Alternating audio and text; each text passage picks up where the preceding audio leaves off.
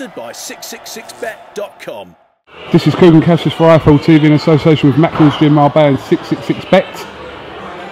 We're in a hotel here in Liverpool. It's the night of the press conference from earlier on, where you come face to face with Marco Antonio PERIBAN. How do you think the press conference went, James? I think it went alright.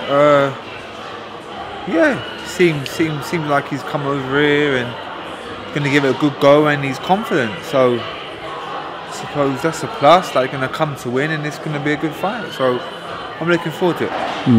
On paper, it does suggest that to be your toughest opponent, just due to the credentials of PERIBAN. You'd agree with that? Yeah, obviously Gonzalez was a tricky fight and a hard fight as well, but absolutely battered him in 4 rounds. But no, yeah, PERIBAN boxed for a world title this year, lost by a couple of rounds by Zekio Bika. It was a majority decision, weren't much in it. Yeah, he lost against Love, won on points, but he had Love all over the place in the 5th round and should have really stopped him, but the ref was a bit hesitant and didn't stop him in the end. And he drew with Badou Jack. He drew, really should have won that as well. That was on the Mayweather show, and he should have really won that. So listen, this guy is going to come to win. He's confident. He knows if he beats me, he boxes for the IBF World title. So a lot's on the line for me, Cougs. A lot's on the line, but I can't wait. Been professional for 6 years, everything's building up to that world title shot that you've craved for so long. Why take the risk? Why take the risk? I'm going to tell you the honest truth. Because, well, one, I get paid better. If I have, like, the better opponent, the better I get paid, obviously. But I want to be busy for 2. I want to box someone I want to get credit for, 3. 4, I want to beat someone that's got that boxing fans know and think that's the half name. So there's all different kinds of reasons, and yeah, I just want to be busy and box like quality opposition, because I'm only going to get better. Boxing good fighters is only going to make me better, and the experience I get from it.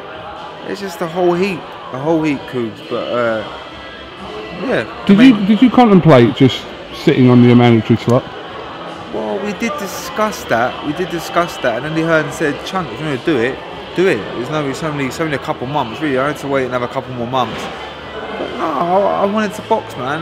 It's my job, Coog. That's what I do. Like, I train every day, and at the end of a 10-week training camp, I want to get paid for it. But I want it to be against someone I want to get credit for, and I think PERIBAN brings that. I really think he does. Obviously, today's press conference, also sitting there was George Groves and his opponent Dennis Duglin, who, saying people are going to overlook him in George's fight, and obviously he's coming here thinking he's going to win. But I suppose Sky have got you up on the table to sort of ignite that rivalry from before and keep that pot going. Of course. Listen, yeah, I think Sky are trying to build it again, but I don't care about George Groves, Carl Froch, none of them. All I want to do is win that world title. That's all I'm going to do. And I'm this close now, Cougs. I'm this close. I've got to get past PERIBAN, and early part of next year I'll box for the IBF World title. But obviously down the line, summer next year, end of next year, there's massive fights out there for me. Once I get that world title, there's massive fights out there for me where I'll be on the big stage in the big fights. That's exactly what I want. Plus I'll be earning some good money, so it's a bonus as well. Is the Carl Froch situation a little bit frustrating for you? A little bit, but in that he hasn't made up his mind what he's doing. People have got to realise I don't care if I box him or not. People saying stop calling Carl Froch out. Stop this. You ain't earned your stripes. That's the worst one. You ain't earned your stripes. Olympic, British, European, boxing eliminators, final eliminators. What else am I meant to do? Seriously, what else am I meant to do? So yeah, it's a bit frustrating, but I lost my train of thought there. What are you saying? No, that was the question. Whether you were frustrated by the fact that you're sort of being a little bit of a waiting game. A little bit, yeah. But listen, I don't care if I'm boxing quality opposition and getting paid. Who cares? Like I say, my time's going to come, and it's coming very, very soon. But a decision has to be made by the end of this year. I think it's literally the last day of the year. What Froch is going to do. So by the end of the year, you'll sort of know your path to a certain extent. Yeah. Well, I know I'm boxing. My next fight after this, I get past PERIBAN for the world title. Eddie Hearn's mentioned 2 dates in March to me, and it's all on. It's all on box for the world title. So, yeah. That's fair enough. That's fair enough. Let me ask you a question about something. I spoke to Tony Belly about this the other day, and this whole thing about media profile. Have you seen that ringside episode when the psychologist was talking about the media profile of Belly went off at him and blah blah blah. But what do you think about that whole thing about media profile? Is that should there be one? What? Should there be one with the way people perceive you from the outside when they don't really know you? Well, I suppose Bellew's got a point there. He has got a point. Who is he to say what Bellew's thinking of doing or whatever? Like, Bellew's his own man. He can do what he wants, kind of thing. Yeah, he's a bit mad.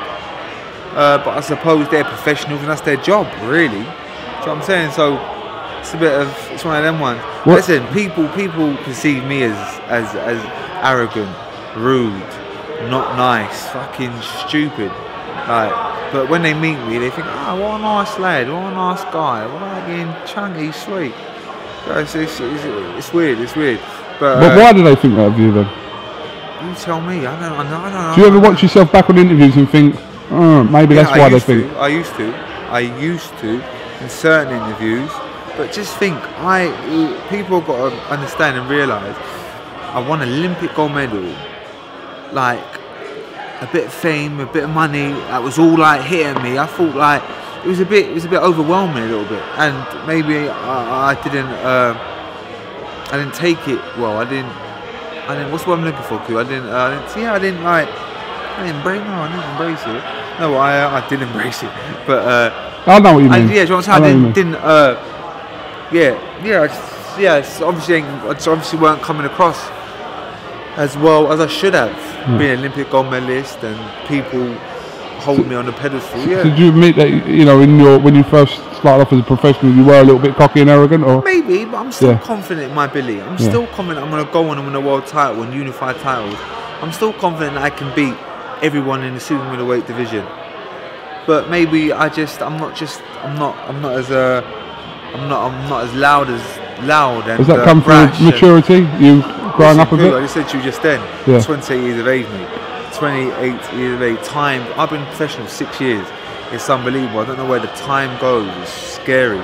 It's so scary. So maturity, and I've got more important things to think about than running my mouth and try and get under someone's skin and get in someone's face. So ultimately that does sell fights though. 100%. And when I have to do it, I will do it to the right person. But in my last fight, I didn't have to do it. No, against Gonzalez. In this fight, no.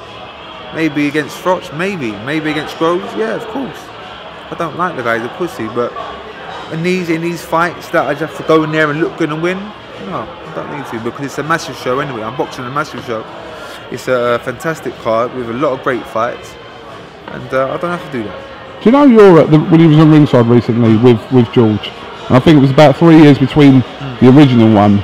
But did you? Because I saw flashes of the old DeGALE. I didn't see that complete your face DeGALE, but I saw flashes. I'm saving it.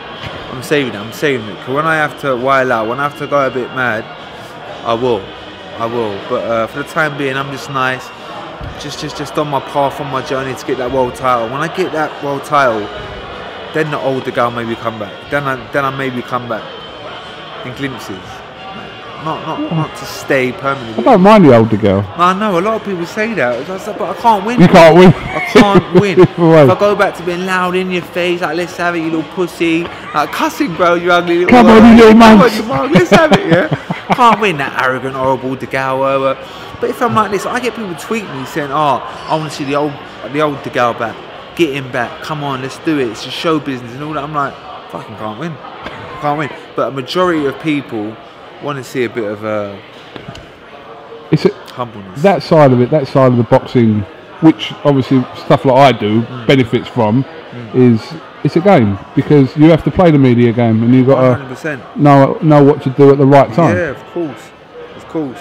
And you, listen, you do IFL TV, and you, Coach, you do a whole heap for me, because people see me a different light, and they see me chilled, relaxing, speaking to you, because you're my mate, really. You know what I'm saying? So we've got a good bond, and we can hold a convo, and you can get things out of me and make me sound good. So, bosh. But do you know when you're doing stuff like straight after a fight, or live stuff, yeah. it is different, because you're kind of put on the spot. You're hyped. You just knock someone out. You're hyped up. You want to box the best out there, and you want everything to happen. But it's a long process, and a long road to that. So you just got to calm yourself down. As I say, it's maturity. I'm calming down. I'm cooling. I'm patient. Yeah. You are. Right. You are. But you're part of a great bill here in Liverpool this weekend. Obviously, Cleverly, Bellew, Callum Smith, George. It's some fantastic names on the bill. Some wicked names, some big names, some intriguing fights, some very good fights. Top of the bill, Cleverly, Bellew, domestic. Dust Up's going to be an unbelievable fight. Hopefully I'll be able to watch that after my fight, or maybe even tomorrow, whatever. But I'm really looking forward to that. We've got Ugly Kid against this guy. This guy seems confident, you know. Yeah. I don't know if he's just a flash confident American, or he is good. I ain't really seen him. I ain't really read about him. I ain't seen his record. But the way he spoke at the press conference today, it seemed like he's coming to win, and he seemed confident. So that's actually that should be an interesting fight. And you've got me against Periban. Probably apart from Bellew Cleverly, it's probably the best fight on the bill. I'm sorry, like it is. And I've got a whole heap on the line. Then you go down from, you've got 2 world title fights on the line. Then you've got Callum Smith against that Shozlakov, which is a good fight. So yeah, a massive night. And 2 back-to-back pay-per-view shows for you. Yeah. I'm not topping them just yet, so I'm not that big though, but I soon will be. And that's what it's about. Because people forget, us fighters put in so much hard work and dedication and sacrifice. So we want as much money. I want what I do. Obviously I love it. I'm a prize fighter. I want to earn as much money as I can out of boxing, and get as much money as I can out of Eddie Earn. That's what I want to do, really. I'm just being real with you. I like him. He's cool. He's wicked. He's lovely. Yeah, it's a two-way thing, isn't it? See fighters to promoters, we're like pieces of meat. Once I lose, if I lose again, at DeGALE, we're always getting that. Money's getting cut in half, yeah. And they're trying, yeah. That's how they get down. It's cruel. Game's cruel. But hey. But you can only do what you do in the ring, and then the rest of it will take care of itself. And the rest of it will come. But as I say, I'm looking forward to the next 12 months, because some exciting fights out there for me, and getting that world title, making history. Alright, well listen James, thank you very much for talking to IFL TV. Okay. So that press conference was a bit short before the Cleverly one today, so I knew I was going to get you here anyway, thanks for coming down. No problem, man. Pleasure. Anytime, Cougs, you know. And best of luck. Get Periban out of the way. Yeah. And then listen, whatever's going to happen next year, but you'll be fighting for that world title. So there you go. That's what it's about. So at least I can.